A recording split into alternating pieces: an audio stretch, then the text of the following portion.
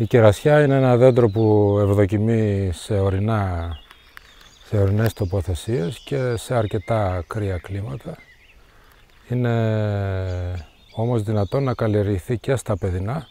Παρ' όλα αυτά σε περιοχές όπως η Νότια Ελλάδα, τα νησιά, σε παιδινές περιοχές δεν μπορεί ενώ μπορεί να αναπτυχθεί σαν δέντρο, δεν θα δώσει πάρα πολύ μικρή παραγωγή λόγω του ότι δεν υπάρχουν αρκετές ώρες κρύου για να βγουν τα μάτια από το λίθαργο και να δώσουν λουλούδια κατά συνέπεια καρπούς.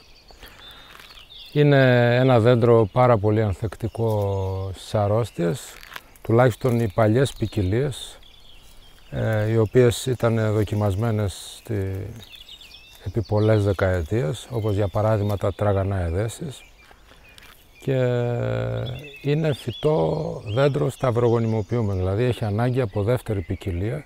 Οπωσδήποτε η μέλισσα παίζει ένα καθοριστικό ρόλο στην καρπόδεση της κερασιάς.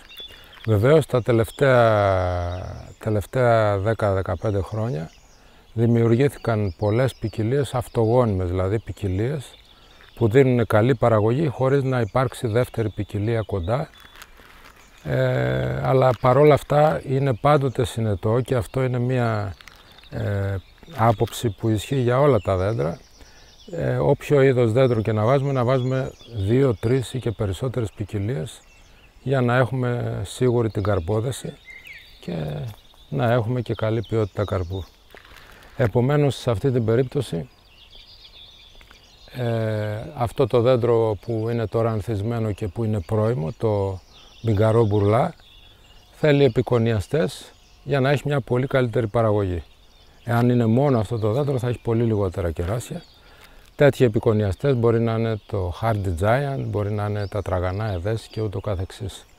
Είναι λοιπόν μια απάντηση και σε όλους όσους καλλιεργούν, έχουν κερασιές στον κήπο τους ή στο χωράφι τους και παραπονιούνται ότι δεν καρποδένει. Η πιο πιθανή αιτία είναι ότι δεν υπάρχουν άλλες ποικιλίες για να μπορέσει να γίνει σταυρογονιμοποίηση και κατά συνέπεια να καρποδέσει σε ικανοποιητικό βαθμό. Εάν αφορά βέβαια τα νότια κλίματα, εκεί η αιτία μπορεί να είναι η έλλειψη αρκετών ωρών κρύου για να γίνουν ανθοφόρα μάτια και κατά συνέπεια καρποί. Λοιπόν, η κυριότερη μυκητολογική αρρώστια είναι η μονήλια, η οποία δημιουργεί ξερά κλαδιά, τα βλέπουμε εδώ. Μπορεί να καφετίζει τα λουλούδια και να τα ξεραίνει όταν πιάσουν πολλές βροχές στην ανθοφορία. Ευνοείται από τις βροχές αυτή η αρρώστια. Και αν αφορά τους καρπούς, οι καρποί σαπίζουν και μένουν μουμιοποιημένοι πάνω στο δέντρο, όπως αυτή η περίπτωση που βλέπουμε εδώ του καρπού.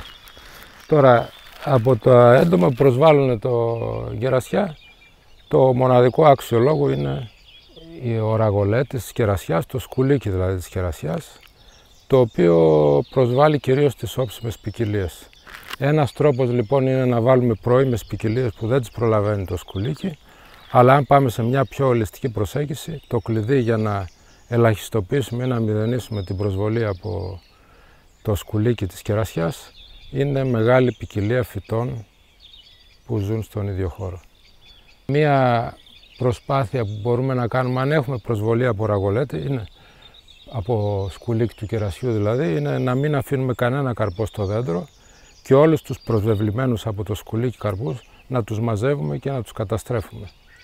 Ή αν έχουμε κότες να τις αφήνουμε να βόσκουν από κοντά κάτω από τις κερασιές και να τρώνε όλα αυτά τα σκουλικιασμένα και με αυτόν τον τρόπο έχουμε μια πολύ καλή διαδικασία ούτως ώστε την επόμενη χρονιά να μην έχουμε προσβολή από το σκουλίκι. Είναι λοιπόν ένα δέντρο παραγωγικό, παίρνει εύκολα το φυσικό σχήμα και βέβαια είναι ένα δέντρο που θέλει βαθύ χώμα. Αν έχει ψηλά στο έδαφος 30-40 πόντους πέτρα διαπέρατη, τότε το δέντρο μπορεί να αναπτυχθεί ως ένα σημείο και μετά να ξεραθεί.